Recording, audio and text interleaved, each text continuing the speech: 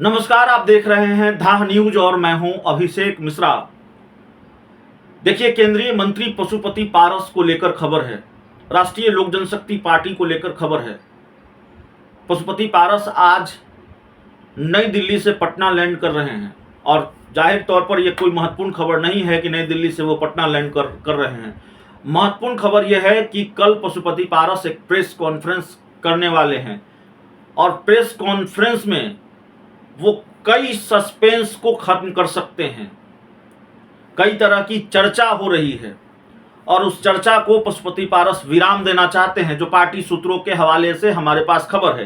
कल दोपहर 2 बजे केंद्रीय मंत्री और राष्ट्रीय लोक जनशक्ति पार्टी के राष्ट्रीय अध्यक्ष पशुपति पारस ने एक प्रेस कॉन्फ्रेंस बुलाई है और इस प्रेस कॉन्फ्रेंस को लेकर जो जानकारी है वो जानकारी यह है कि एनडीए की बैठक के बाद जो तस्वीरें सामने आई, पशुपति पारस ने चिराग पासवान को गले लगाया, चिराग पासवान ने उनके पैर छुए। दोनों चाचा भतीजा हैं और उसके बाद फिर कई तरीके की चर्चा की, क्या दोनों की पार्टियां एक हो रही हैं, क्या दोनों एक हो गए हैं, क्या चाचा मान गए हैं, क्या चिराग पासवान को हाजीपुर की सीट बीजेपी ने कंफर्म कर दी है, क्या पशुपति पारस की जो सिटिंग सीटें हैं वो चिराग पासवान के खाते में जा रही। कई तरह का सस्पेंस है, कई तरीके की चर्चा है।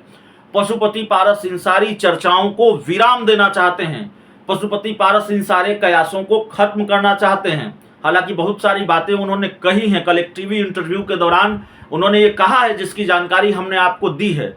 उन्होंने कहा है कि चिराग पासवान और हमारी पार्टी एक हो जाए, ये असंभव है। हमारे साथ कुछ पारिवारिक दिक्कत है, दल टूटता है तो जुड़ जाता है, दिल टूटता है तो नहीं जुड़ता है।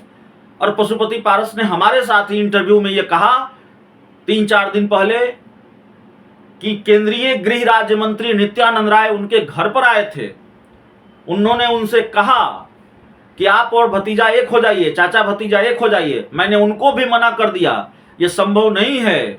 पशुपति पारस ने मुझसे कहा, एक दोहे का उदाहरण देते हुए, कि दूध फट जाता है, उसको कितना ही मथ लीजिए वो मक्खन नहीं हो सकता। तो देर रात 3-4 दिन पहले देर रात पशुपति पारस, केंद्रीय मंत्री पशुपति पारस से हमारी बात हुई, लंबी बातचीत हुई और उसमें उन्होंने साफ तौर पर यह बात कही, यह खुलासा किया कि नित्यानंद राय उनके घर आए थे। 18 जुलाई से पहले की बात है, एनडीए की बैठक से पहले हमारी बात हुई थी। देर रात एक इंटरव्यू हुआ जिसमें उन्होंने ये बात कही।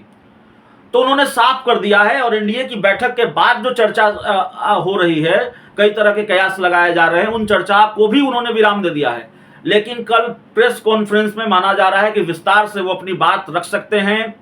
और सीटों को लेकर जो चिराग पासवान दावा कर रहे हैं कि हाजीपुर को लेकर कंफर्म हो गया है मामला, हाजीपुर सीट लोक जनशक्ति पार्टी रामविलास ही लड़ेगी।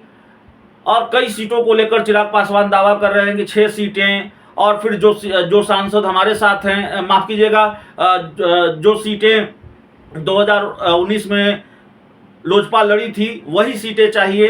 तो लोजपा 2019 में लड़ी थी, उसमें से 6 में से 5 सीटें तो पशुपति पारस के पास है। तो पशुपति पारस इन चीज़ों को लेकर अपनी बात रख सकते हैं और माना यह जा रहा है कि भतीजे पर कल पशुपति पारस आक्रामक रहने वाले हैं।